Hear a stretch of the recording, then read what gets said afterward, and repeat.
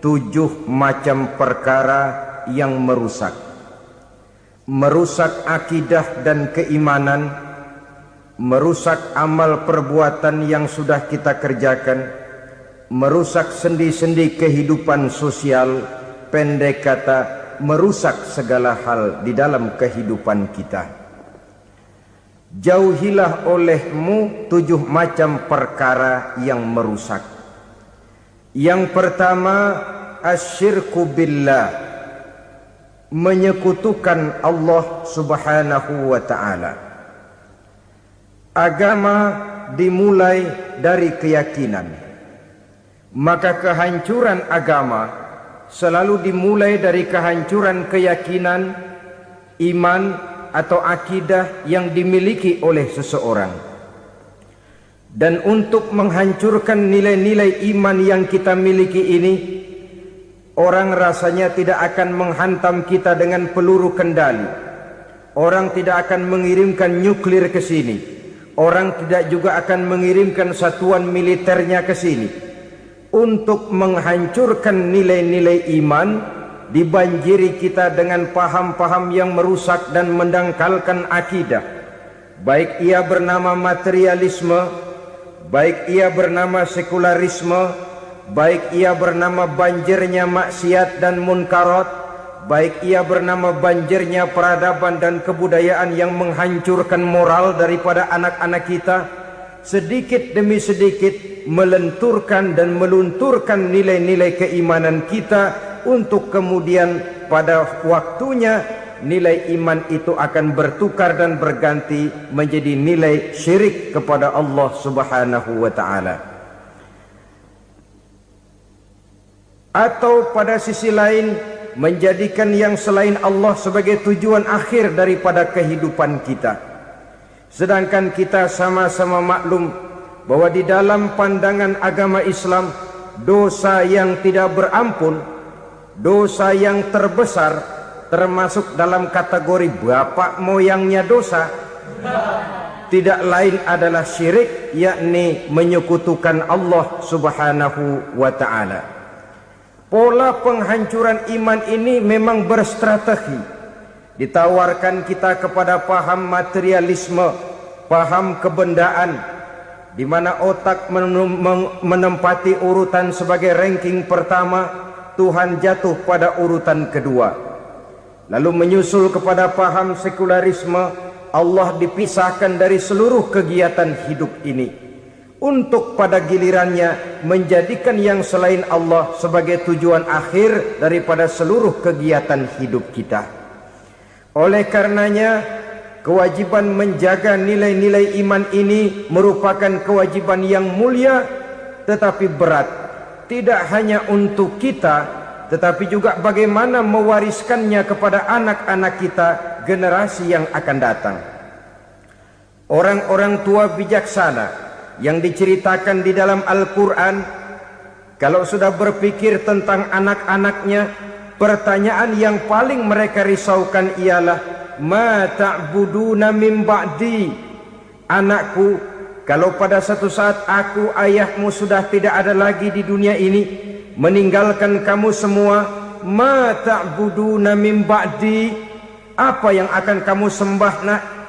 Jikalau sekarang ayahmu masih mau ke masjid, masih mau melakukan rukuk dan sujud, masih beribadah menyembah Allah subhanahu wa ta'ala, kalau orang tuamu sudah tidak ada, ma ta'buduna min ba'di, masihkah engkau mau datang ke masjid? Masihkah engkau mau rukuk dan sujud? Masihkah engkau mau menyembah Allah subhanahu wa ta'ala? Pertanyaan ini yang dipikirkan oleh Nabi Yakub kepada putra-putranya.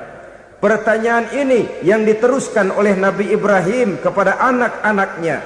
Pertanyaan ini yang diwariskan oleh generasi ulama'us salafus saleh kepada para generasi berikutnya. Bagaimana kita generasi sekarang? Kita orang-orang tua sekarang bukan berfikir ma ta'buduna min ba'di, malah yang kita fikirkan ma ta'kuluna min ba'di. Kalau bapak tidak ada nanti kamu makan apa nak?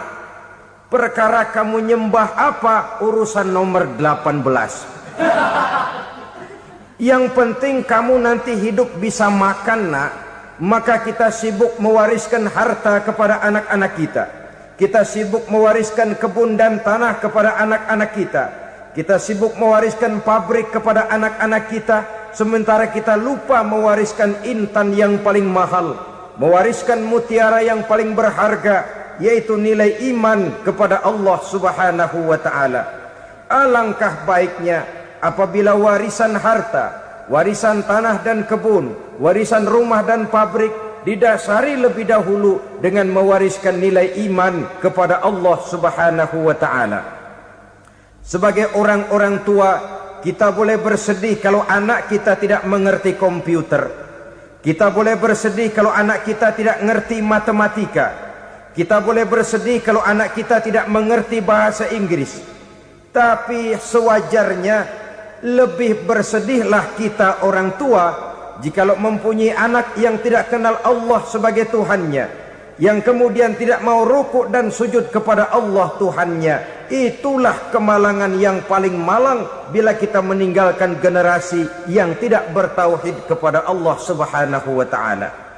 Betapapun anak kita tidak ngerti komputer, saudara, paling-paling kerugiannya cuma kerugian dunia. Masuk dia ke alam barzakh, munkar nakir tidak akan sempat tanya kau belajar komputer apa tidak. Kumpul dia di padang mahsyar, malaikat juga tidak akan tanya matematikamu nilainya berapa. Yang ditanya kau kenal Allah, kau rukuk dan sujud kepadanya, kau pernah datang ke masjid. Oleh karena itu sekali lagi, menjaga nilai iman tidak hanya untuk kita, tetapi juga mewariskannya kepada anak-anak kita, generasi yang akan datang. Sungguh kemalangan yang paling besar apabila kita meninggalkan anak-anak kita. Mereka kita tinggalkan lemah ekonominya, itu tidak baik. Mereka kita tinggalkan lemah otaknya, itu pun akan membuat mereka tertinggal oleh yang lain. Tapi yang paling celaka, jikalau kita tinggalkan mereka dalam kondisi lemah imannya, rapuh akidahnya, tidak baik dan tidak betul keyakinan hidupnya. Oleh karena itu Nabi berpesan, jauhilah 7 perkara yang merusak. Yang pertama, syirik kepada Allah Subhanahu wa ta'ala. Menyekutukan Allah baik dalam ucapan, dalam keyakinan ataupun dalam perbuatan. Ini perkara pertama yang termasuk 7 perusak besar di dalam kehidupan. Kalau sudah jatuh kita ke lembah syirik, bagaimanapun banyak kebaikan yang kita kerjakan, berjiwa sosial, bertangan pemurah, gemar menolong orang lain, kalau memang dasarnya syirik, maka seluruh kebaikan kita akan hancur, tidak akan ada nilainya dalam pandangan Allah Subhanahu wa ta'ala. Dalam pandangan manusia mungkin kita dicatat sebagai orang sosial, gemar menolong orang lain, tidak berpangku tangan melihat orang yang mendapat kesulitan. Tapi oleh karena dasarnya syirik, dasarnya tidak mentauhidkan Allah, maka seluruh nilai kebaikan yang kita kerjakan tidak akan ada nilainya dalam pandangan Allah Subhanahu wa ta'ala. Maka jagalah iman kita, jangan sampai dihinggapi penyakit syirik yang bagaimana kecilnya sekalipun. Sekali lagi, baik syirik dalam bentuk ucapan, syirik dalam bentuk keyakinan, sampai kepada syirik dalam bentuk perbuatan, kita berhindar kepada sifat-sifat yang sedemikian itu. Karena apa? Dalam satu ayat Quran Allah Subhanahu wa ta'ala menjelaskan, innallaha la yaghfiru ayyushraka bih wa yaghfiru ma duna dzalika liman yasha. Allah tidak akan memberi ampun kepada orang-orang yang menyekutukannya, tapi Allah masih mau memberikan ampun kepada dosa-dosa yang selain itu bagi orang-orang yang dikehendakinya. Dosa selain syirik, apabila kita bertaubat, Allah masih mau mengampuni. Tapi kalau sudah jatuh ke tempat syirik, itu sudah dosa yang tidak berampun. Taubatnya tidak lain melepas syirik, kembali kepada tauhid, berkeyakinan bahwa hanya ada Allah Subhanahu wa ta'ala, Tuhan satu-satunya, yang lam yalid walam yulad walam yakul lahu kufuwan ahad. tidak beranak, tidak pula diperanakkan, dan tidak satupun yang dapat menyerupai Tuhan Allah Subhanahu wa ta'ala. Saudara-saudara kaum muslimin rahimakumullah, bahwa kita di zaman sekarang memang tidak menyembah berhala, ya. Bahwa kita tidak berterang-terangan mengatakan Tuhan lebih dari satu, memang. Bahwa kita tidak berkeyakinan Tuhan itu punya anak atau diperanakkan, tentu. Tapi dalam perbuatan dan i'tiqad kita kadang-kadang jatuh tanpa kita sadari ke tempat yang bernama syirik ini.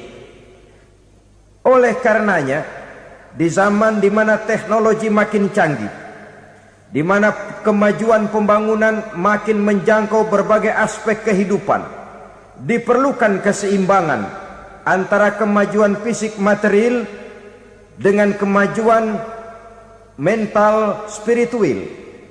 Apabila tidak ada keseimbangan, yang terwujud tentulah kepincangan, yang diawali dengan pincangnya cara kita berpikir, sehingga pada akhirnya akan mengarah kepada pincangnya cara kita berbuat dan bertindak di dalam kehidupan kita. Oleh karena itu Nabi berpesan, jauhilah sifat syirik, karena syirik merupakan dosa yang teramat besar. Ini sifat merusak yang pertama.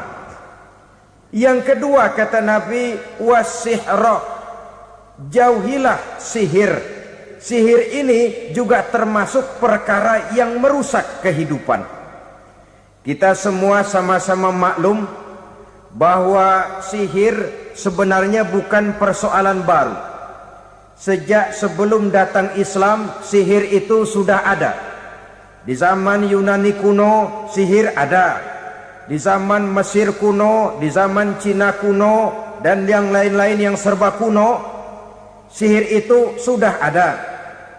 Bahkan para nabi pun, para rasul yang diutus oleh Allah Subhanahu wa ta'ala, senantiasa berhadapan dengan ahli-ahli sihir untuk menguji kebenaran dari misi yang mereka bawa. Sihir adalah perbuatan di luar kebiasaan yang bisa dikerjakan oleh ahlinya dengan bantuan jin atau setan.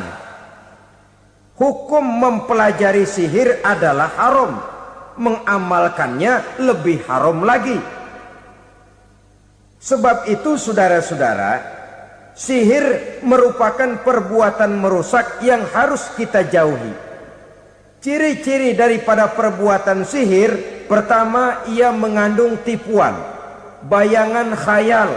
Di zaman Nabi Musa misalnya, orang melihat tambang-tambang itu seperti ular. Nabi Musa melayangkan tongkatnya menjadi ular-ular besar yang memakan ular-ular kecil ciptaan tukang-tukang sihir Fir'aun tadi. Lalu sihir bisa terjadi dengan bantuan jin kafir atau setan. Kemudian ciri yang ketiga, sifatnya halus dan tersembunyi. Taruh kata ada seorang ahli sihir yang mempergunakan ayat-ayat Quran sebagai jompa-jampe, sebagai baca-bacaan, itu cuma sekedar kedok. Tujuannya tidak lain menjadikan agama sebagai ketok untuk membenarkan cara yang dimurkai oleh Allah Subhanahu wa ta'ala. Satu hadis yang diriwayatkan oleh Imam Bazar dan Tabrani, Nabi berpesan, laisa minna man tatayyara lahu au takahhana au tukuhhina lahu au sahira lahu. Tidak termasuk ke dalam golonganku, kata Nabi. Tidak termasuk umatku. Siapa mereka? Man tatayyara lahu, orang yang bertatoyur. Apa tatoyur itu? Dari kalimat toyaro, artinya terbang. Toir biasa diartikan dengan burung. Tatoyaro percaya kepada suara-suara burung. Man tatayyara lahu, mempercayai, meyakini dengan benar-benar kepada suara beburungan.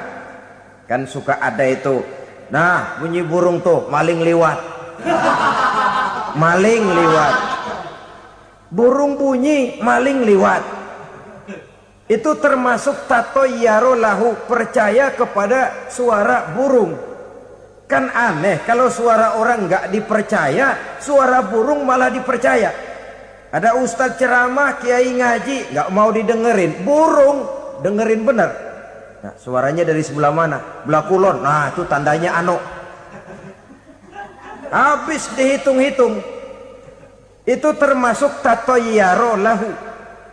Au takahana, atau bertenung, au tukuhina, atau minta ditenungkan, au sahirolahu, atau melakukan perbuatan sihir, atau minta disihirkan.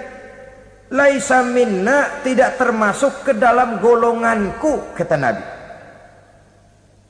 Sehingga dengan demikian saudara-saudara, menghadapi sihir dengan sihir sekalipun termasuk perbuatan yang tidak diajarkan oleh agama. Kita kan mempelajari sihir untuk jaga diri, tidak apa-apa. Yang dilarang mengamalkannya, dilarang juga mempelajarinya. Sebab orang kalau sudah mengetahui, biasanya lalu terangsang untuk mencoba. Kalau percobaannya berhasil, biasanya terangsang untuk coba lagi dan coba lagi. Pada akhirnya ketagihan, lalu beralih menjadi profesi, apalagi itu nanti bisa mendatangkan hasil uang. Saudara-saudara kaum muslimin rahimakumullah, kita manusia makhluk nyata. Kita hidup di alam nyata, terikat oleh sunnatullah, causality. Oleh karenanya, bagi kita keyakinan yang penuh, keikhlasan di dalam bertuhankan Allah, penyerahan diri sepenuhnya hanya kepadanya, itu sudah merupakan obat penangkal yang sangat ampuh agar kita tidak terkena penyakit-penyakit yang dibuat oleh setan dan para pembantunya. Sehingga beberapa ayat Quran mengajarkan, misalnya a'udzu bikalimatillahi tammati min syarri ma khalaq, atau bismillazi la yadurru ma'asmihi syai'un fil ardi wala fis sama, dengan menyebut nama Allah yang tidak bisa mendatangkan bahaya sedikit pun, dari baik yang datang dari langit maupun yang datang dari bumi. Jiwa yang kosong dari keyakinan yang penuh kepada Allah, jiwa yang penuh was-was dan ragu-ragu, itu yang mudah terserang oleh penyakit-penyakit yang dikerjakan oleh para tukang-tukang sihir, yaitu oleh setan dan seluruh para pembantunya. Kemudian hadis kedua yang diriwayatkan oleh Imam Ibnu Hibban, Nabi bersabda, la yadkhulul jannata mudminu khamrin wala mu'minu bisihrin wala qati'u rahmin. Tidak masuk surga. Ini Nabi yang bilang, tidak masuk surga. Siapa itu? Pertama, mudminu khamrin, orang yang berkekalan dalam mabuk. Selalu mudminun itu sudah menjadi perbuatan rutinnya, tidak kapok-kapoknya, teler seumur hidup. Mudminu khamrin, tidak masuk surga orang yang selalu bermabuk-mabukan. Yang kedua, wala mu'minu bisihrin, orang mukmin tapi main sihir. Ini juga oleh Nabi diperingatkan, tidak akan masuk surga orang mukmin tapi suka main sihir. Wala qati'u rahmin, dan tidak juga orang yang memutuskan silaturahmi. Tiga macam manusia yang diperingatkan Nabi tidak akan masuk surga: orang yang selalu mabuk, orang mukmin yang main sihir, dan orang yang memutuskan silaturahmi. Saudara-saudara kaum muslimin rahimakumullah. Lalu orang berkata, kenapa dilarang kita bersihir? Padahal Rasul sendiri kan punya mukjizat. Nah, kita memang harus membedakan antara mukjizat dengan sihir. Dalam kehidupan agama kita kenal ada yang namanya mukjizat, Ada yang namanya karomah atau keramat biasa diucapkan. Ada yang namanya maunah. Ada yang namanya irhas. Ada juga yang namanya sihir. Kesemuanya ini berbeda, saudara-saudara. Yang dinamakan mukjizat itu khusus untuk para rasul saja. Satu kejadian luar biasa yang terjadi dilakukan oleh Rasul atas izin dari Allah Subhanahu wa ta'ala. Perbedaannya dengan sihir jelas. Sihir dari setan, mukjizat dari Allah. Sihir bisa dipelajari, mukjizat tidak.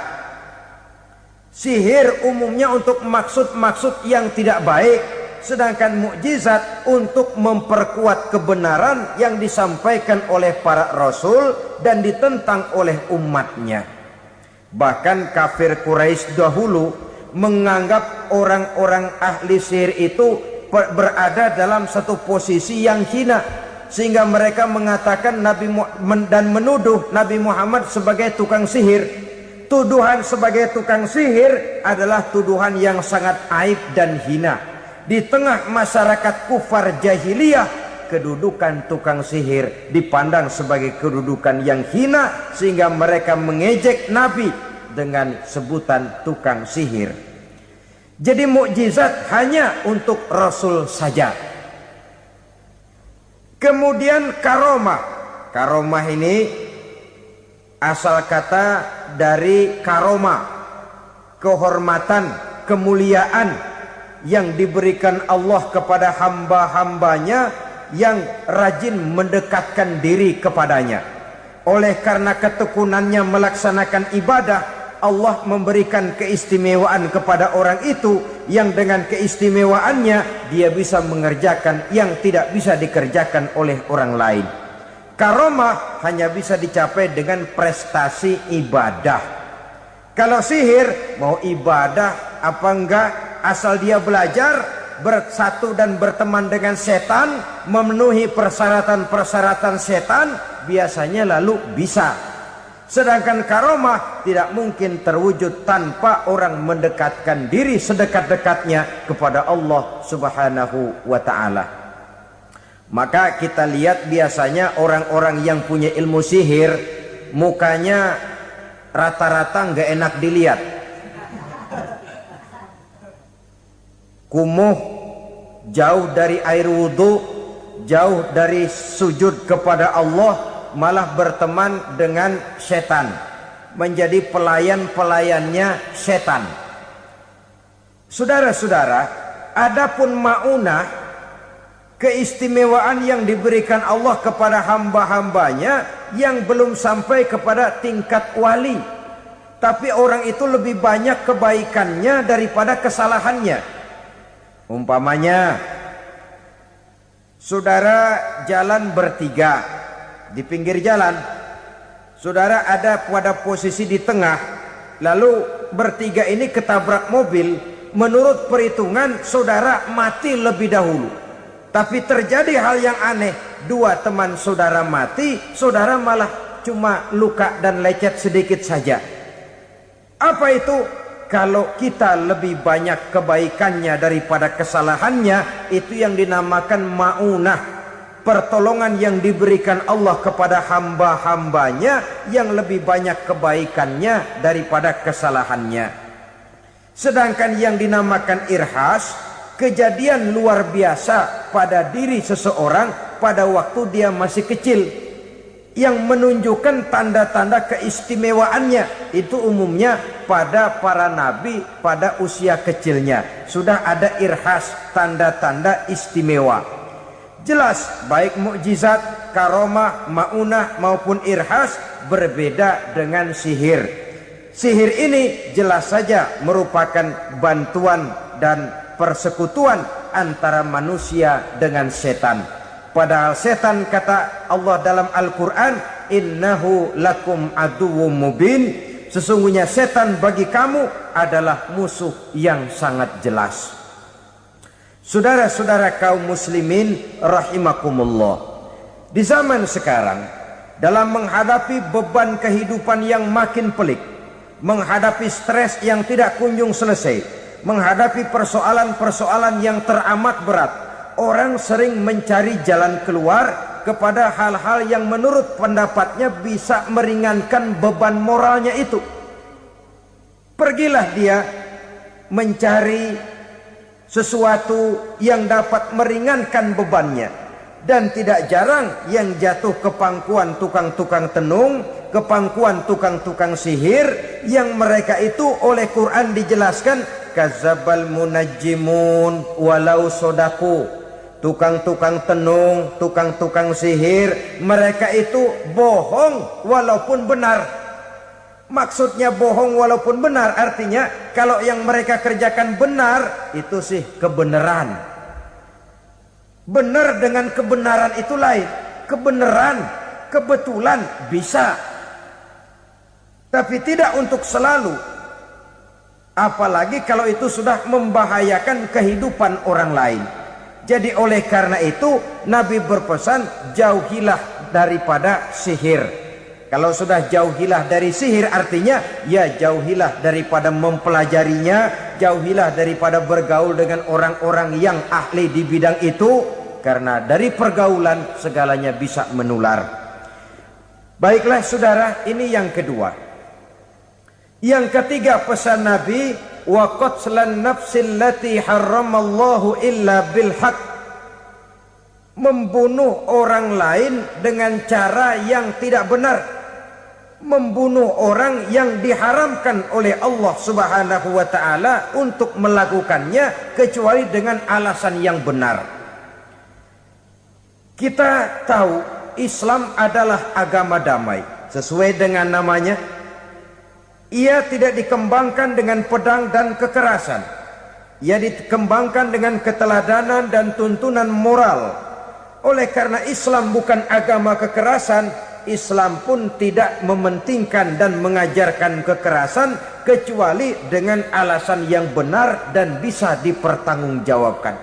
Membunuh dengan sengaja, menghilangkan nyawa orang lain tanpa alasan yang bisa dibenarkan adalah merupakan dosa besar dan satu di antara 7 perkara yang bisa mendatangkan kerusakan dalam kehidupan dan yang hendaknya harus kita jauhi. Saudara-saudara kaum muslimin rahimakumullah, beberapa waktu yang lalu di sebuah kota kecil yang indah bernama New Auckland. Saudara tahu New Auckland? Itu dari Gunung Kidul masih ngidul lagi.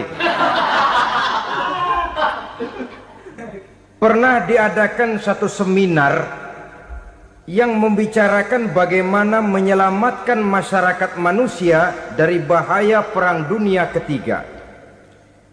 Diperkirakan kalau terjadi Perang Dunia Ketiga, manusia tidak akan tersisa. Sebab apa? Pada waktu itu cadangan nuklir yang dimiliki oleh bersama Amerika dan Rusia konon sudah sanggup memusnahkan 6 miliar manusia pada saat jumlah manusia baru 5 miliar. Jadi kelebihan nuklir dunia ini. Kalau terjadi Perang Dunia Ketiga, sulit manusia untuk tersisa. Maka dibahaslah di dalam seminar itu, wah, supaya tidak terjadi Perang Dunia Ketiga, maka perlombaan membuat senjata-senjata canggih, alat-alat pembunuh modern harus segera dibatasi. Dibahas, tidak mungkin kita membatasi perlombaan membuat senjata. Kenapa? Makin maju ilmu dan teknologi, makin canggih senjata yang ditemukan.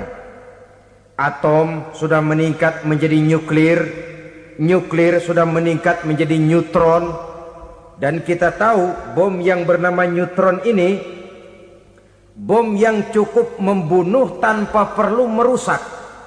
Artinya kalau dia diledakkan di kota kita ini, bangunan utuh, jembatan tidak ambruk, rumah-rumah tetap berdiri, tapi semua yang bernama hidup mati. Itu katanya lebih sopan dari bom atom. Sebab kalau si atom ini sudah membunuh, merusak pula. Neutron cukup membunuh saja tanpa perlu merusak. Jadi majunya senjata-senjata teknologi sebagai akibat yang logis dari kemajuan ilmu pengetahuan ini tidak bisa kita batasi. Dan memang sebenarnya yang bahaya bukan senjatanya, tapi manusia yang mengendalikan senjata itu. Mereka kembali kepada prinsip the man behind the gun. Bukan senjatanya yang bahaya, tapi manusia yang mengendalikan senjata itu yang bahaya. Walaupun senjatanya modern, katakanlah model M16 umpamanya, kalau yang mengendalikannya orang beriman, insya Allah aman. Tapi biar megang cuma senapan angin, kalau yang megang orang brutal, ngeri kita deket-deket. Apalagi kalau memang bukan ahlinya menggunakan senjata, bisa ngeker kaki kena jidat.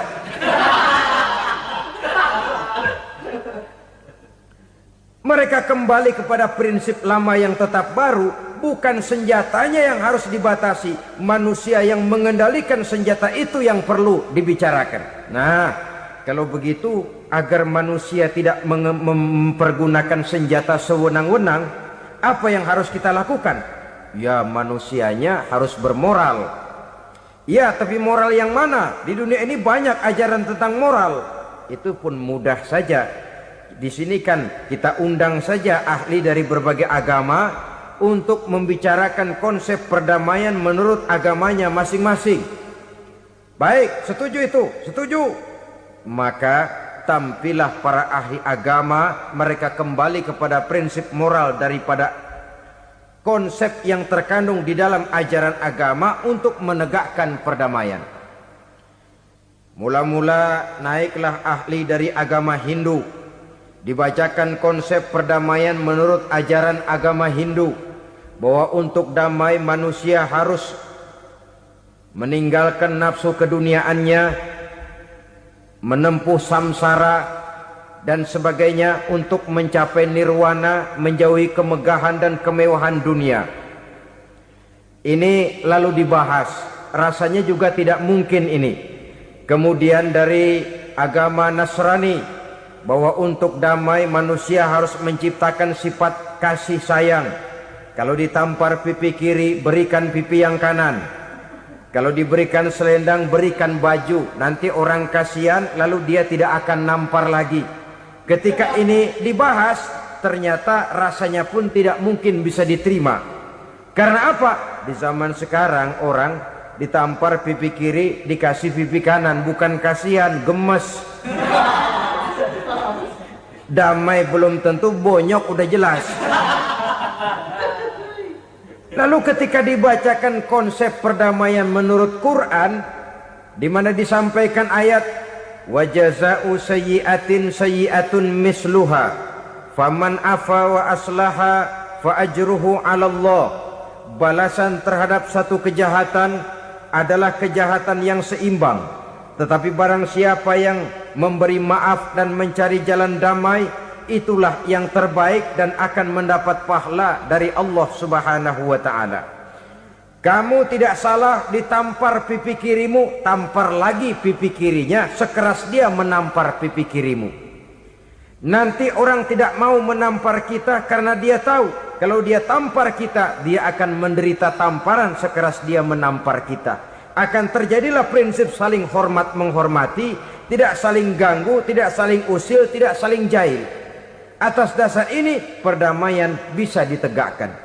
Mereka bisa menerima konsep ini, tapi kemudian seminar ditutup tanpa satu keputusan resmi.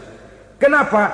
Terus terang mereka kagum dengan konsep Islam, tapi sentimen lama terhadap nilai-nilai Islam telah menutup mata mereka untuk menerima kebenaran dari ajaran Al-Quranul Karim.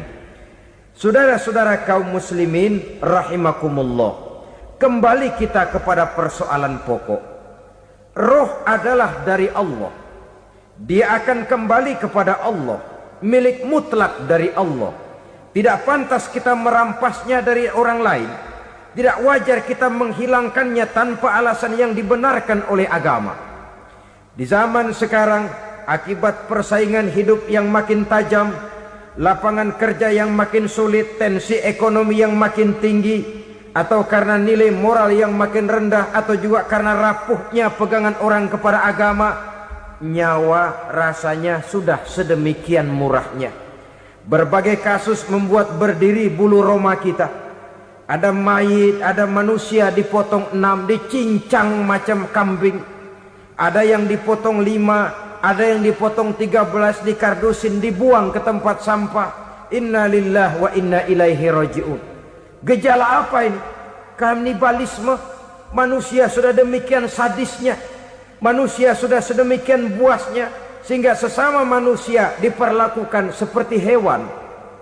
Padahal hewan sendiri belum pernah macan makan macan, bagaimanapun buasnya macan. Belum pernah serigala memakan serigala, bagaimanapun brutalnya serigala. Tetapi manusia makan manusia di zaman sekarang kadang jadi kenyataan dalam kehidupan kita.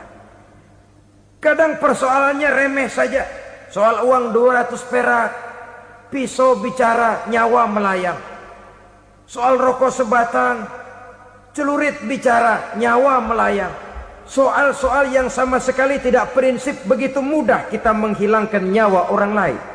Padahal Nabi pernah memperingatkan, apabila dua orang muslim sudah berkelahi dan berbunuh-bunuhan, al-qatil wal maktul finnar, yang membunuh dan yang terbunuh dua-duanya neraka.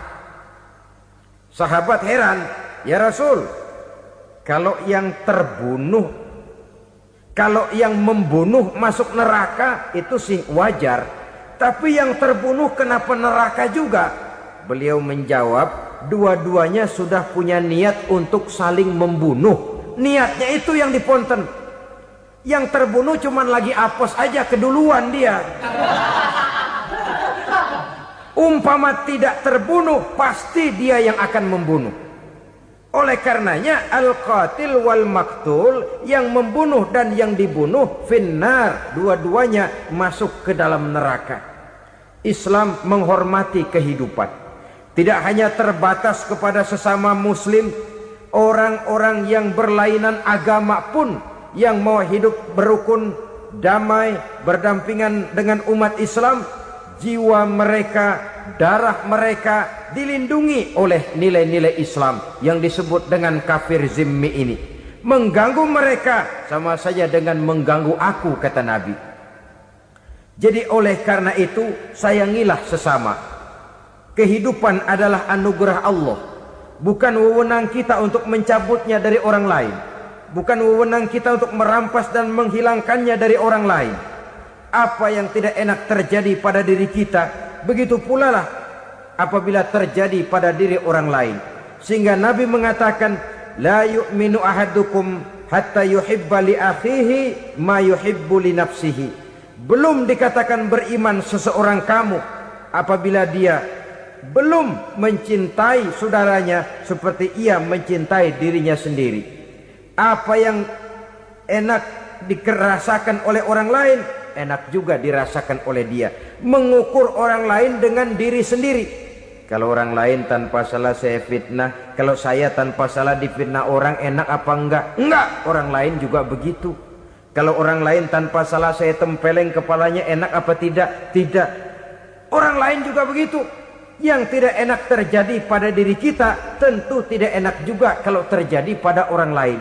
Mengukur orang lain dengan diri sendiri, sehingga tidak timbul sifat egois, tidak menari di atas bangkai orang lain, tidak mendirikan kebahagiaan di atas untayan air mata orang lain.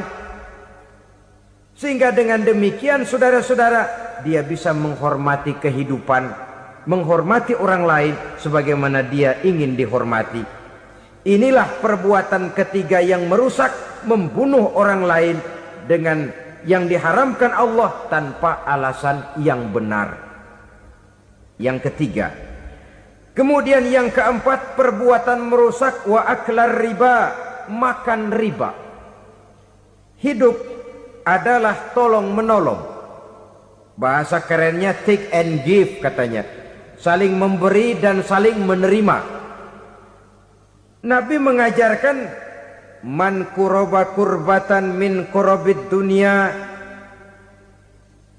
karaballahu lahu kurbatan min kurabi yaumal qiyamah. Wallahu fi aunil abdi madamal abdu fi auni akhihi. Siapa yang meringankan beban dari beban-beban yang dirita seseorang di dalam kehidupan dunia, Allah akan meringankan bebannya daripada beban-beban yang harus dipikulnya di hari kiamat nanti. Wallahu fi aunil abdi madamal abdu fi auni akhihi. Allah senantiasa akan menolong seorang hamba selama hamba itu masih mau menolong saudaranya. Allah selalu akan menolong seorang hamba selama hamba itu masih mau menolong saudaranya. Apabila kita sudah berpangku tangan terhadap kesulitan orang lain, biasanya pun pada saat kita mendapat kesulitan, kita akan sulit juga memperoleh pertolongan. Nah, riba alias renten, kedoknya adalah menolong orang, tapi sama juga bulu buntutnya dilepas, palanya dicekek. Menolong orang pada akhirnya menjadi beban bagi seseorang, dan memang mencari orang-orang yang berada dalam posisi kesulitan. Biasanya di daerah-daerah di mana musim paceklik, jadi lapangan kerja sulit, sedangkan urusan perut tidak bisa ditunda. Akhirnya orang terjebak ke dalam rentenir, ke dalam riba, ke dalam renten. Bunga berbunga, sehingga satu saat jumlah bunganya bisa lebih besar dari jumlah pinjaman pokoknya. Kemudian kalau juga ternyata tidak bisa dibayar, rumah jadi taruhan. Memang rumah satu-satunya, begitu rumah ditarik mulain camping. Bukankah pada akhirnya akan mewariskan kesengsaraan? Oleh karena itu, kepada kita berusahalah jangan berhubungan dengan rentenir, jangan makan renten dan riba. Kepada mereka yang melaksanakan riba, walaupun mendatangkan keuntungan materi, tapi percayalah, harta yang didapat dengan jalan riba tidak akan membawa keberkahan. Manakala tidak membawa keberkahan, dia tidak akan mendatangkan ketenangan di dalam kehidupan kita. Oleh karenanya, memakan harta riba termasuk perbuatan yang merusak sendi-sendi kehidupan sosial, merusak kehidupan orang lain, merusak kehidupan masyarakat, tetangga, pergaulan, dan sebagainya. Yang kelima, wa akla malil yatim, memakan harta anak yatim dengan cara yang zalim. Nih, memang lezat. Anak yatim itu nggak tahu urusan apa-apa. Kita diamanahkan untuk mengurusinya. Kadang-kadang dibentuklah panitia penyantunan yatim piatu. Yatimnya mah tetap kelaparan, panitianya yang pada gendut.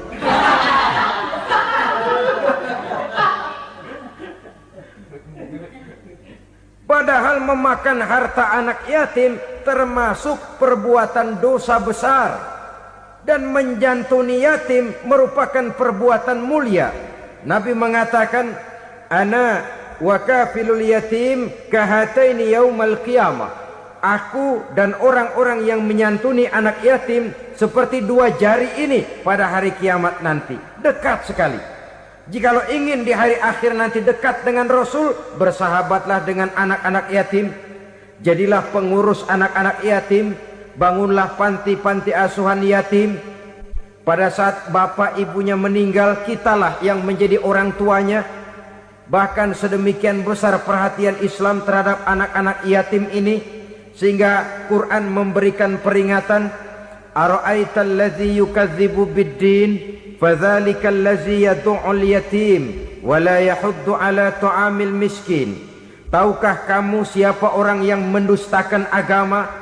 Beragama tapi dianggap dusta, solatnya dusta, puasanya dusta, karena agamanya sudah berdusta. Siapa mereka? Fazalikal ladzi yad'ul yatim, orang yang menyia-nyiakan anak yatim.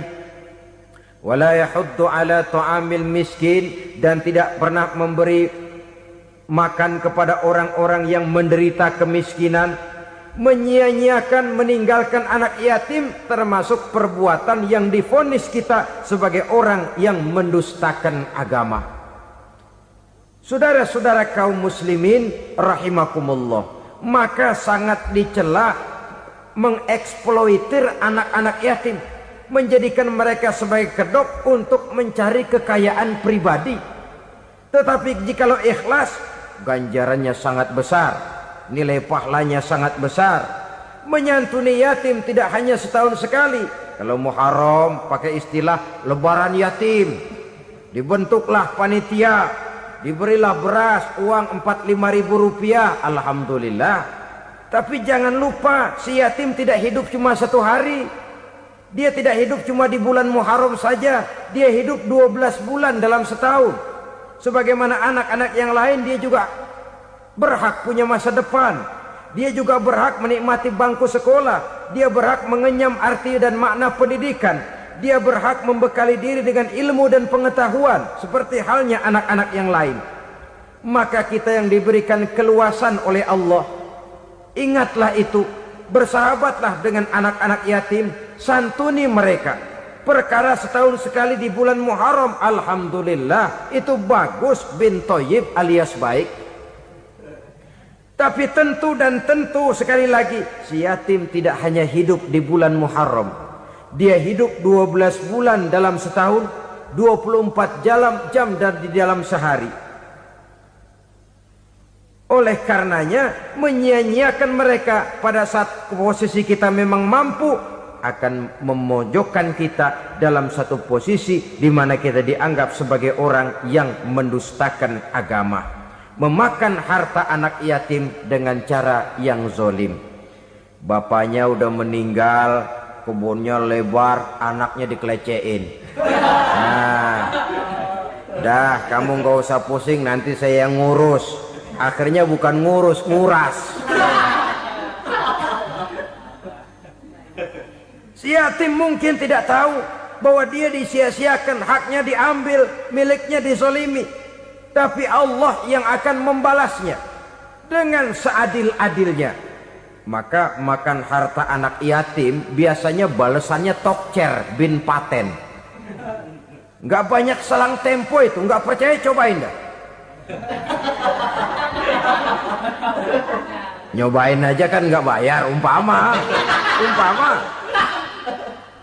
memakan harta anak yatim dengan cara yang zolim, ganjarannya biasanya kontan. Kenapa? Ratapan si miskin, untayan air matanya, jeritan kepedihan hatinya, membuka pintu langit, permohonannya diijabah, getaran hatinya didengarkan oleh Allah, maka balasannya biasanya kontan, spontan, tidak menunggu waktu terlalu lama. Itu di dunia, belum lagi di akhirat nanti. Bukankah dalam riwayat Mi'raj diceritakan Nabi melihat di neraka itu orang perutnya sebesar rumah?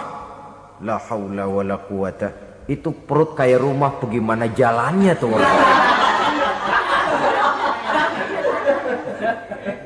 Dan memang gak jalan, diseret-seret oleh malaikat di neraka itu. Hancur perutnya, amburadul itu perut. Berantakan isinya, dibulatkan lagi, diseret lagi, hancur lagi, dibulatkan lagi. Sampai Nabi tanya, orang itu begitu berat siksanya kenapa ya Jibril? Itu Muhammad, waktu di dunia dulu rakus banget makan harta anak yatim. Begitu vonisnya, begitu menyedihkan nasibnya di akhirat. Tapi di dunia pun ketidakberkahan itu sudah membayangi kehidupannya. Oleh karena itu, kepada saudara-saudara yang mendapat titipan anak yatim, berbahagialah, karena semulia-mulia rumah adalah rumah yang di dalamnya ada anak yatim yang disantuni. Sehina-hina rumah adalah rumah di mana di dalamnya ada anak yatim yang disia-siakan. Begitu kata Nabi kita. Rumah yang paling mulia dalam pandangan Allah, rumah yang di dalamnya ada anak yatim yang disantuni. Rumah yang paling hina dalam pandangan Allah, rumah yang di dalamnya ada anak yatim yang nasibnya disia-siakan. Berbahagialah saudara apabila menjadi penyantun anak-anak yatim, pelindung mereka, sehingga mereka mempunyai masa depan sebagaimana anak-anak lainnya. Rasulullah sendiri sedemikian peka terhadap keadaan anak-anak yatim karena beliau sendiri memang mengalami umur 6 bulan dalam kandungan ibu, beliau sudah ditinggalkan oleh ayahnya. Pada saat berusia 6 tahun ibu sudah meninggal. Yatim piatu dalam usia di mana beliau sedang perlu belas kasih seorang ibu dan pengertian seorang bapa. Kepekaan itu lalu timbul, bahkan kemudian sampai kepada beliau berkata, aku dan orang yang menyantuni anak yatim seperti jari tengah dan jari telunjuk di hari akhirat nanti. Sedemikian dekatnya. Baiklah ya, jadi yang kelima, memakan harta anak yatim. Jauhi karena ini perbuatan yang merusak. Yang keenam, watawalli yaumaz zahfi, melarikan diri pada hari pertempuran. Apa ini? Khianat. Tidak konsekuen dengan konsep perjuangan. Pada mulanya keras benar teriak, berantas korupsi, ganyang korupsi. Cuma karena belum dapat giliran. Begitu dia naik dapat kesempatan, korupsinya lebih edan dari yang diteriakinya. Ini termasuk tawalli yaumaz zahfi, berpaling pada hari peperangan. Di saat menghadapi musuh, kalau belum kelihatan musuh, teriaknya nyaring bener. Jangan takut demi kebenaran sampai titik darah yang paling penghabisan. Musuh belum kelihatan. Begitu musuh sudah kelihatan, paling dulu lari ke belakang. Kalau diajak berjuang ada saja alasannya. Sehingga Quran memberikan peringatan kepada kita semua. Mengapa kamu ini berat? Kalau sudah diajak berjuang di jalan Allah, kakimu seperti terhunjam berakar di perut bumi. Berat untuk melangkah berjuang. Lari dari pertempuran tidak konsekuen dengan konsepsi perjuangan. Mau enaknya saja. Dalam kondisi yang sulit lalu berpangku tangan. Ini termasuk ciri munafik yang di dalam Al-Quran disindir dengan bahasa kullama adha'a lahum masyaufi wa iza azlama alaihim qamu. Waktu terang mereka jalan, giliran gelap mereka mandek. Artinya, maksudnya kalau giliran ada untungnya aja rame-rame teriak Islam. Tapi begitu diminta berjuang, dituntut berkorban, rame-rame mundur. Waktu dilihat di Islam ada untungnya, rame-rame teriak Islam. Pak, saya Islam banget, Pak. KTP saya Islam, Pak. Pokoknya Islam banget dah. Tapi ketika diminta berjuang, dituntut sedikit berkorban, rame-rame mengundurkan diri. Tahun 65 PKI berontak. Waduh, waktu itu jadi orang Islam untung itu. Nggak dikejar-kejar, aman. Masjid rame, masjid, mobil-mobil mewah parkir di depan musola dan masjid. Kenapa? Waktu itu asal udah ke masjid aman. Islam selamat, untung. Tapi begitu keadaan aman, yang parkir di musola sepeda butut melulu.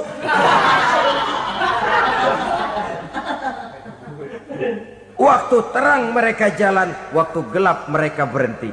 Dikala di Islam ada untungnya, baru wah Islam bagus, Islam hebat. Tapi waktu dilihat ada kerugian, jangan bawa-bawa Islam dah.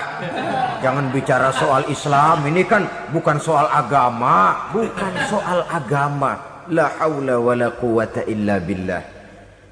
Beragama kita ambil talfik fid din, mengambil yang enteng-enteng saja dalam urusan beragama ini. Tidak konsekuen kita dengan Islam kita. Seolah kita mau memilih mana yang terasa cocok sama selera kita, kita teriak Islam. Beratan aja dikit, rame-rame berpaling. Itu termasuk tawalli yaumaz zahfi. Para pengkhianat, mental-mental hipokrit yang tidak mau konsekuen menghadapi segala bahaya. itu termasuk perbuatan yang merusak. Kenapa? Kalau cuma dia saja yang lari, mungkin tidak jadi soal. Tapi larinya ini akan mempengaruhi orang lain. Nah, pengaruhnya itu yang dicegah. Sebab kalau satu sudah mulai lari, yang lain mulai ngelirik. Ketika yang dilirik kemudian tidak ada reaksi, dia akan ikut lari. Artinya apa? Seorang muslim harus konsekuen dengan konsep perjuangannya, dengan keyakinan keagamaannya, dan tidak memilih yang enak-enak saja di dalam kehidupan beragama. Lari dari pertempuran, bermental khianat, mengkhianati agama, merupakan satu di antara sifat yang merusak. Terakhir saudara, wa qazfal muhsanatil ghafilatil mu'minat, menuduh perempuan baik-baik yang tidak tahu menahu tentang tuduhan yang dituduhkan kepadanya, menuduh perempuan mukmin yang baik-baik yang tidak tahu menahu tentang tuduhan yang dilakukan kepadanya. Fitnah lebih bahaya daripada pembunuhan. Orang yang tidak salah bisa hancur namanya, orang yang berniat baik bisa ambruk perjuangannya oleh karena fitnah. Sehingga dikatakan al-fitnatu asyaddu minal qatli. Fitnah lebih bahaya daripada pembunuhan. Maka memfitnah ini termasuk satu dosa di antara 7 hal merusak yang harus kita jauhi semampu kita, semampu-mampunya. Mengupayakan sebisa-bisanya jangan sampai terjebak ke dalam hal yang demikian. Nah, saudara-saudara, inilah saja pertemuan kali ini. Mudah-mudahan ada manfaatnya. Semoga Allah memberikan kekuatan zahir dan batin kepada kita untuk bisa menjauhi 7 perkara yang merusak ini. Selalu berusaha menyimpan sesuatu yang bisa membawa manfaat, baik untuk dirinya, untuk anak cucunya, maupun untuk keluarganya, untuk masa kini dan masa depannya.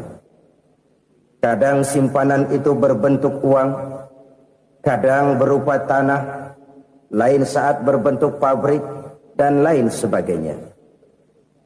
Sementara masa depan yang paling pasti adalah akhirat.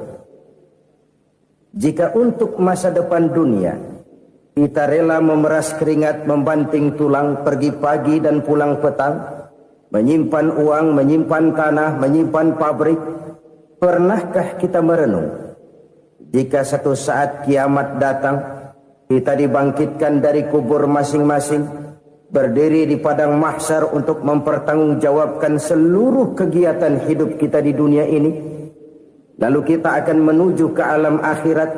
Sudahkah kita mempunyai simpanan untuk akhirat kita? Pada pertemuan kali ini saya ingin menyampaikan sebuah hadis di mana Rasulullah sallallahu alaihi wasallam bersabda, arba'un min kanzil jannah. Simpanan sorga ada 4 macam. Yang pertama, ikhfa'us sadaqah, menyembunyikan sedekah. Saudara-saudara kaum muslimin, sebagaimana yang kita maklum bahwa Allah Subhanahu wa taala melebihkan sebagian rezeki dari kita terhadap yang lain. Ada yang kaya, ada yang setengah kaya, ada yang miskin, ada yang setengah miskin, dan selanjutnya. Ada yang gajinya kecil tapi penghasilannya gede. Ada yang penghasilannya gede tapi enggak punya gaji. Ada juga yang memang gajinya gede dan penghasilannya gede.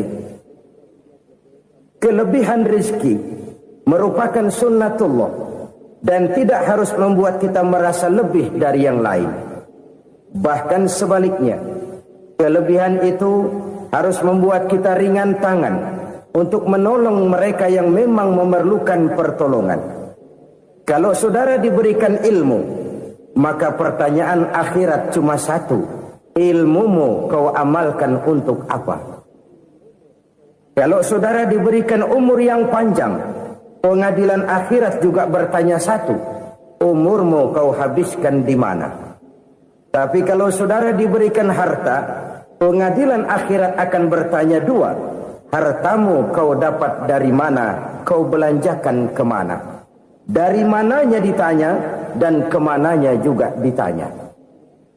Oleh karena kita akan dimintakan pertanggungan jawab, maka amanah yang bernama harta ini harus kita gunakan dengan sebaik-baiknya. Ada penggunaan yang merupakan kewajiban, itu zakat namanya. Ada penggunaan yang sewaktu-waktu, itu infak namanya. Ada yang lebih sewaktu-waktu lagi, dan itu sedekah namanya. Zakat dia terikat oleh haul dan nisab, oleh putaran batas waktu dan ukuran dari harta itu sendiri. Sedangkan infak terikat oleh situasi dan kondisi perekonomian seseorang. Sedangkan sedekah tidak terikat dengan apapun. Dalam kondisi seperti apapun kita bisa melakukan sedekah dengan yang terkecil sekalipun. Sampai-sampai Rasulullah sallallahu alaihi wasallam mengajarkan, la tahqiranna minal ma'rufi syai'an walau an talqa akhaka biwajhin talik. Atau ada hadis, tabassumuka fi wajhi akhika laka sedekah. Senyumanmu kepada temanmu adalah sedekah. Jadi untuk melakukan sedekah tidak harus dalam berbentuk uang. Dengan ilmu kita bisa sedekah. Dengan tenaga kita bisa bersedekah, dengan pikiran kita bisa bersedekah, bahkan senyum kepada teman itu pun sedekah. Jadi kalau sedekah dengan uang memang belum punya uang, nyengir aja banyakin. Itu asal pada tempatnya, jangan lalu ketemu tiang listrik cengengesan. Tentu tidak pada tempatnya dan tidak wajar. Nah, sedekah yang paling dicintai Allah adalah sedekah yang disembunyikan. Artinya jauh dari sifat riya. Kan kadang-kadang ada orang sedekah itu disebutkan namanya. Apa tidak bagus? Kalau memang niatnya ikhlas, ya bagus-bagus saja. Untuk memberikan sugesti kepada yang lain. Di Fulan bin Fulan nyumbang sekian, diumumkan. Boleh kalau niatnya untuk memberikan rangsangan kepada yang lain supaya dia menyumbang lebih besar dari orang tadi.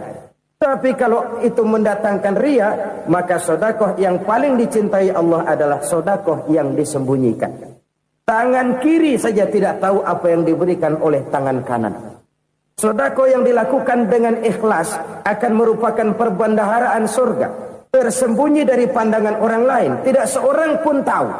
Karena memang sikap yang baik adalah melupakan kebaikan dan mengingat kesalahan. Itu salah satu ciri orang bahagia. Orang yang selalu mengingat kesalahannya dan berusaha melupakan segala kebaikannya. Kalau dia akan berada kebaikan, dia tidak bisa ikut, dia merasa rugi karena dia merasa belum pernah berbuat baik. Tapi kalau akan melakukan kesalahan baru, dia ingat kesalahan yang sudah-sudah, sehingga terhalang baginya untuk melakukan satu kesalahan baru. Demikianlah saudara-saudara, bahwa Allah melebihkan rizki sebagian kita dari yang lain, agar terjadi tolong-menolong dalam kehidupan ini. Jadi kesenjangan yang nature, kesenjangan yang alami, itu sunnatullah. Ada yang kaya, ada yang miskin, ada yang kelas menengah. Nah, kenapa lalu sekarang kita berusaha mengentaskan kemiskinan? Oleh karena adanya kesenjangan struktural. Kalau yang kaya bisa semakin kaya, kenapa yang miskin tidak bisa naik jadi ikut sedikit kaya? Sebab pada dasarnya Islam adalah agama yang sejak turunnya sudah berupaya memerangi kemiskinan. Bahkan dikatakan kemiskinan itu mendekatkan kepada kekufuran. Orang kalau miskin udah dekat banget sama kafir. Gampang menjadi kafir. Berapa banyak saudara-saudara kita yang oleh karena soal perut, oleh karena soal materi, terpaksa meninggalkan dan menanggalkan akidahnya. Menjual petunjuk yang diberikan Allah dengan kesenangan dunia yang cuma sebentar ini. Na'udzubillah, thumma na'udzubillah. Jadi makin kita sembunyikan satu sedekah, semakin banyak perbendaharaan kita di surga. Sedekah yang paling dicintai Allah adalah sedekah yang disembunyikan. Malahan ada seorang sufi, dia punya kebiasaan kalau pergi sholat Jumat dia bawa uang, itu uang dia taruh di bawah tikar masjid. Dia niat sedekah kepada siapa saja yang nemuin itu duit. Maksudnya apa? Supaya yang nemuin nggak tahu siapa yang punya duit. Demikian dia saking ingin menyembunyikan sedekahnya. Karena sifat riya itu bisa memakan amal kita sendiri. Riya itu termasuk menyebut-nyebut kebaikan kita. Orang yang suka nepuk dada, sedikit-sedikit ngitungnya kalau nggak gua. Oh, kalau nggak gua tuh yang belah situ, kalau nggak gua. Iya, kalau nggak lu kenapa emang? Orang yang suka menepuk jasa. Biasanya memang begitu, saudara-saudara. Kalau perang lagi berkecamuk, orang nggak sempat ngaku jadi pahlawan. Tapi begitu perang selesai, yang kagak kenal bedil ngaku pahlawan, Mas. Itu sesuatu yang biasa. Oleh karenanya, orang-orang yang ikhlas dalam bersedekah, disembunyikannya sedekah itu Allah cinta betul. Malahan ada hadis memberikan jaminan, inna shadaqatal mar'il muslimi tazidu fil umri wa tadfa'u mitatas su'i. Sesungguhnya sedekahnya seorang mukmin tazidu fil umri, bisa menambah umur panjang. Wa tadfa'u mitatas su'i, dan menyelamatkan manusia dari mati secara su'ul khatimah. Jadi siapa yang kepengen panjang umur, banyaklah sedekah. Yang bosan hidup, pelit terus. Sedekah menambah panjang umur dan menyelamatkan manusia dari mati secara su'ul khatimah. Pak, katanya umur itu nggak bisa ditambah, nggak bisa dikurangin. Kapan? Kalau ajal sudah datang. Wa idza jaa ajaluhum la yastakhiruna sa'atan wa la yastakdimun. Kalau ajal datang tidak bisa dimajukan, tidak bisa dimundurkan. Itu kalau ajal sudah datang. Tidak bisa lagi umur ditambah dikurangi, sudah datang. Tapi kalau belum datang, itu kan haknya Allah. Mau ditambah, mau dikurangi, hak prerogatif Allah. Sebagai pencipta manusia, Allah maha kuasa dan maha mampu. Sedekah ini menambah panjang umur dan menyelamatkan manusia dari mati secara su'ul khatimah. Orang mati kan sama ya, kondisinya mati, nggak nafas. Tapi hakikat mati kan lain-lain. Ada yang mati itu husnul khatimah, baik akhirnya. Misalnya lagi ngaji mati, lagi sholat mati, lagi sedekah mati. Ini yang dinamakan dengan husnul khatimah, baik di akhirnya. Sebaliknya ada yang su'ul khatimah, jelek di akhirnya. Ini yang jadi catatan akhir. Lagi nyekek botol, mampus. Lagi banting kartu, modar. Su'ul khatimah, jelek pada akhirnya. Sedekah menyelamatkan manusia dari mati secara su'ul khatimah. Dan kita semua kepengen mendapat husnul khatimah, jauh dari su'ul khatimah. Oleh sebab itu yang bisa menyelamatkan kita dari penyakit itu antara lain adalah sedekah yang disembunyikan. Yang dikerjakan dengan ikhlas karena Allah. Tidak karena kepengen dipuji orang. Tidak karena ingin dikatakan orang pemurah. Sebab orang dermawan itu orang yang memberi tanpa harus diminta. Kalau masih harus diminta, ya belum dermawan namanya. Masih harus diminta. Kalau nggak diminta ya tulus. Lolos, polos. Saudara-saudara kaum muslimin rahimakumullah. Harta adalah amanat dan akan kita pertanggungjawabkan. Allah melebihkan rizki sebagian kita dari yang lain agar kita saling tolong menolong. Bantu membantu. Nabi janjikan siapa yang meringankan beban saudaranya muslim di dunia, Allah akan meringankan bebannya di akhirat nanti. Sebuah jaminan dari baginda Nabi. Si orang yang kita bantu barangkali tidak bisa membalas, Allah yang akan membalas lewat jalan lain yang tidak pernah kita sangka-sangka. Ada orang tanya, Pak, ini ada orang nyumbang masjid sambil marah-marah, bagaimana? Saya bilang sumbangannya aja ambil, marahnya jangan. Marahnya jangan diambil, itu urusan dia. Saudara-saudara kaum muslimin rahimakumullah. Umat Islam ini kan umat yang punya potensi besar. Kadang kita merenung, kenapa kadang-kadang pembangunan masjid kok lambat sekali? Kalau hotel hari ini peletakan pertama, bulan depan peresmian. Supermarket hari ini peletakan batu pertama, minggu depan peresmian. Tapi kalau sudah yang namanya masjid, kadang-kadang peletakan batu pertama sekaligus jadi batu terakhir. 3 tahun, 4 tahun, campur nebar jalak di jalanan, duit dijaring kayak ikan sepat. Apa tidak ada orang Islam yang kaya? Banyak. Apa tidak ada pengusaha muslim yang jadi konglomerat? Ada. Lalu yang belum banyak itu yang komit terhadap nilai-nilai agamanya. Akhirnya kita jatuh jadi umat yang lemah. Belum ada pengusaha konglomerat muslim buka pabrik supermi cap beduk misalnya umpamanya atau pabrik kecap cap sorban supaya identitas keislamannya sedikit kelihatan. Kita jatuh jadi umat yang lemah karena potensi tidak terinventarisir dengan baik. Kita ini ibarat kompor yang cuma matengin nasi orang lain. Potensi kita dimanfaatkan oleh orang lain. Ukhuwah Islamiyah kita baru terbatas kepada silaturahmi. Ukhuwah di bidang ekonomi kita lemah. Ukhuwah di bidang kebudayaan kita lemah. Apalagi ukhuwah di bidang politik kita lebih rapuh lagi.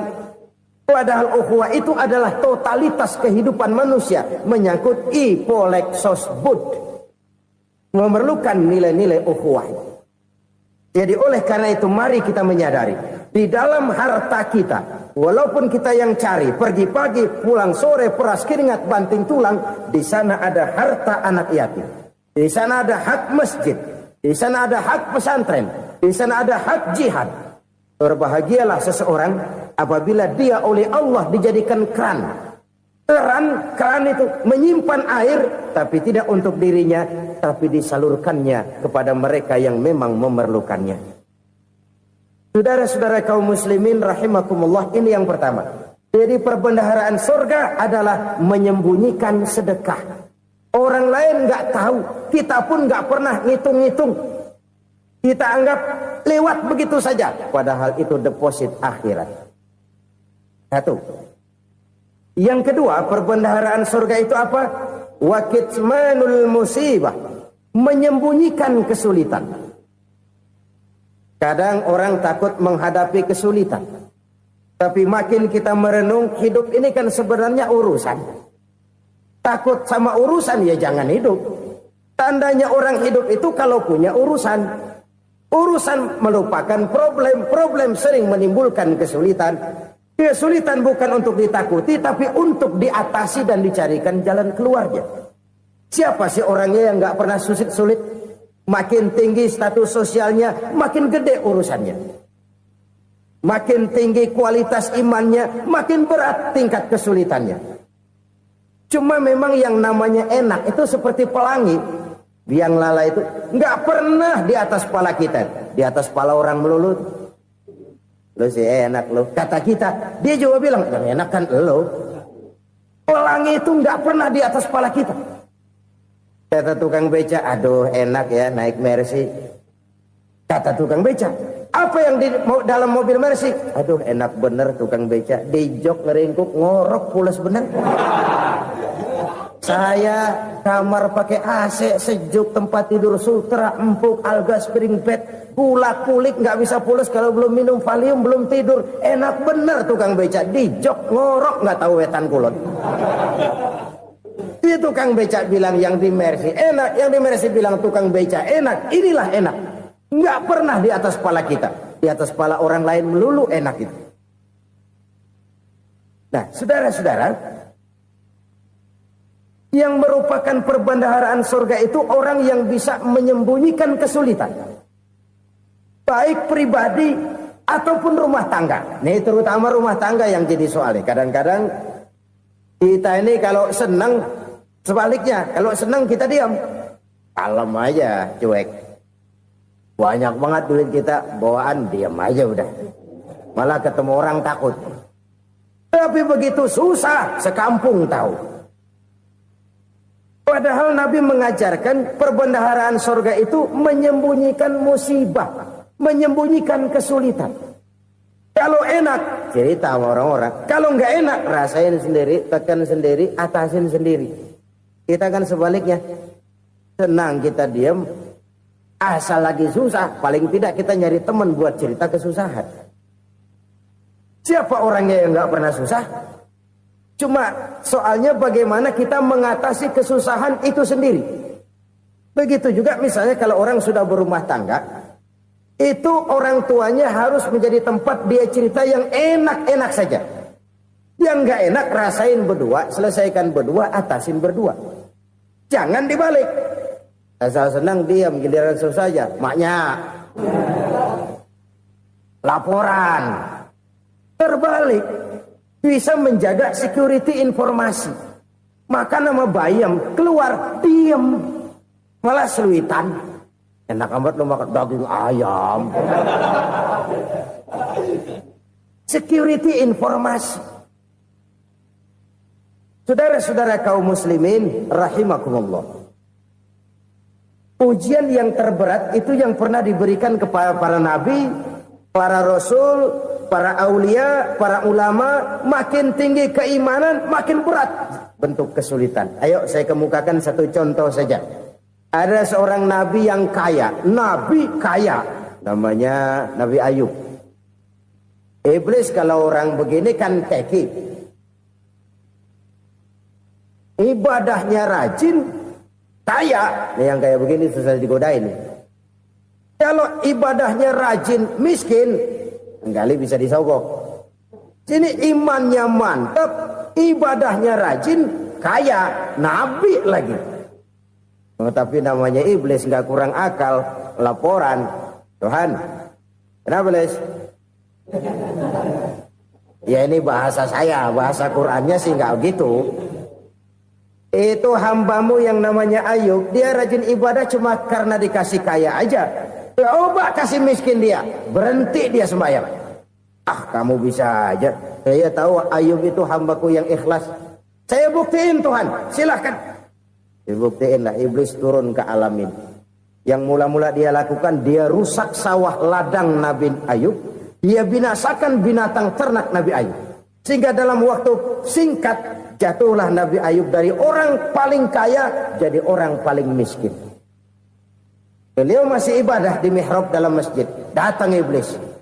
Saudara Ayub, ya, lagi ngapain? Ibadah. Nyembah Allah, nyembah Allah. Oh, percuma. Kenapa? Tuhan yang ente sembah nih, dia udah bikin miskin ente. Sawah ladang ente hancur lebur, binatang ternak binasa. Sekarang ente jadi orang paling miskin. Ngapain nyembah Tuhan kayak begitu? Tekor. Udah berhenti dah ibadah, berhenti ibadah. Ini iblis sama Tuhan laporannya lain, yang dikerjakan kepada Nabi Ayub juga lain. Benar begitu iblis kata Nabi Ayub? Iya. Sawah ladang saya habis, buras. Binatang ternak saya binasa, binasa. Saya miskin, bangpak. Apa jawab Nabi Ayub? Bukan innalillahi, ini hebat. Alhamdulillahillazi a'tani wa akhza minni. Segala puji bagi Allah yang telah memberikan harta kepada saya dan sekarang mengambilnya lagi. Alhamdulillah. Allah yang ngasih, Allah yang ambil. Itu mah urusan Allah. Iblis cuman ibadah jalan terus, sujud lagi Nabi Ayub. Iblis seleher gondok banget. Dasar Nabi nggak mempan dia apa-apain. Miskin malah alhamdulillah. Allah yang ngasih, Allah yang ambil. Jadi kalau kita tidak komit, kita tidak terikat kepada kaya, miskin, senang, susah, apa yang bisa bikin kita susah? Jadikan kekayaan, kemiskinan, jadikan senang, susah sebagai anak buah yang bisa kita atur. Jangan kekayaan ngatur kita, jangan kemiskinan ngatur kita. Kita yang harus mengatur mereka. Senang, susah, kaya, miskin, bahagia, sengsara, jadikan itu anak buah yang bisa kita atur. Kalau sekarang kita kaya, lain saat boleh jadi kita miskin, semiskin-miskinnya. Allah yang ngasih, Allah yang ngambil. Tenaga mana yang bisa menghalangi? Ibadah jalan terus. Iblis makin gondok. Dasar Nabi loh. Akhirnya apa? Nabi Ayub dikerjain, diberikan penyakit. Demikian fatal penyakitnya. Bayangin, udah miskin sakit. Masya Allah. Miskin sakit. Sakitnya nggak lama, kira-kira 16 tahun. Istrinya 3, 2 mental minta ceraiin. Ngerawatin laki bengek begini. Senang belum tentu, susah udah pasti nih. Cerai aja, cerai dah. Cerai. Tinggal satu Siti Rahmah yang setia menemani beliau. Sesetia-setianya hati perempuan. Satu saat Siti Rahmah bilang, "Bang, iya, abang kan Nabi, Bang. Lalu, namanya Nabi kan doanya jarang meleset, Bang. Maksud kamu minta kenapa sih sama Tuhan biar abang sembuh baik dah, Bang?" Siti Rahmah, iya. Saya sakit berapa tahun sih dah? 16 tahun, Bang. Sebelum ini saya sehat berapa tahun? Ya kira-kira 60 tahun, Bang. Nah, coba ente banding-bandingin, Rahmah. Saya dikasih sehat 60 tahun. Dikasih sakit 16 tahun. Sudah nggak sabar mau doa kepada Allah minta sembuh. Saya malu kepada Allah. Diuji dengan yang luar biasa seperti ini, tidak mengganggu stabilitas kehambaannya. Dia tetap menghamba kepada Allah Subhanahu wa ta'ala. Saudara-saudara kaum muslimin rahimakumullah. Kunci menghadapi kesulitan itu apa? Allah jelaskan dalam satu ayat, wa basyiris sabirin alladzina iza asabathum musibah qalu inna lillahi wa inna ilaihi raji'un. Gembirakan orang-orang yang sabar. Siapa mereka itu? Yang apabila mendapat musibah mereka kembali kepada keyakinan dasar. Segalanya dari Allah dan segalanya akan kembali kepada Allah. Ini konsepsi dasar dari sikap muslim dalam menghadapi berbagai kesulitan. Segalanya dari Allah, segalanya akan kembali kepada Allah. Kalau ini sudah kondisi dasarnya, maka kita akan lapang menghadapi kenyataan bagaimanapun pahitnya. Apakah itu namanya miskin? Apakah itu namanya sakit? Bahkan maut sekalipun. Segalanya dari Allah, segalanya akan kembali kepada Allah. Ini sikap hidup, bukan sekedar ucapan. Kita kadang-kadang menjadikannya sebagai ucapan. Mulutnya sehingga berhenti, innalillahi wa inna ilaihi raji'un, tapi nangisnya terus gerung-gerungan. Bukan itu, ini kesadaran moral. Kalau segalanya dari Allah, segalanya kembali kepada Allah, kan sebenarnya cuma nunggu giliran. Hari ini saya nyembayangin dia, entah hari apa saya disembayangin orang. Hari ini saya antar dia ke kubur, entah hari apa orang nganterin saya ke kubur. Hari ini saya tahlilkan dia, entah nanti kapan orang tahlilkan saya. Segalanya dari Allah, segalanya akan kembali juga kepada Allah. Oleh sebab itu saudara-saudara, kesulitan bukan untuk ditakuti. Kesulitan justru untuk diatasi, dicarikan jalan keluarnya. Dan tidak ada orang yang tidak pernah mendapat kesulitan. Tidak ada. Semakin tinggi status sosial, semakin tinggi kualitas keimanan, semakin besar juga tingkat kesulitan. Hanya saja bagaimana cara kita mengatasinya. Dan Al-Quran menyatakan, inna ma'al usri yusra. Di balik kesulitan itu pasti ada kemudahan. Roda itu berputar. Karena itu Rasulullah sallallahu alaihi wasallam mengingatkan kepada kita, ta'arraf ila Allah fir raha ya'rifka fis syiddah. Ingatlah kepada Allah di waktu kamu senang, supaya Allah ingat kepada kamu di waktu kamu susah. Kalau waktu senang kita ingat kepada Allah, kita susah, Allah tidak akan meninggalkan kita. Tapi kalau waktu senang kita jauh dari Allah, sujud tidak sempat, dengan masjid jauh, ketika senang kita lupakan Allah. Nanti begitu kita susah, Allah lupakan kita. Dan itu menyakitkan. Oleh karena itu orang-orang tua kita dulu bilang, kalau lagi sehat ingat-ingat lu bakal sakit nanti. Kalau lagi kaya ingat-ingat satu saat kita bakal jatuh miskin. Bahkan kalau lagi muda ingat-ingat kita bakal tua. Dan yang terpenting kalau lagi hidup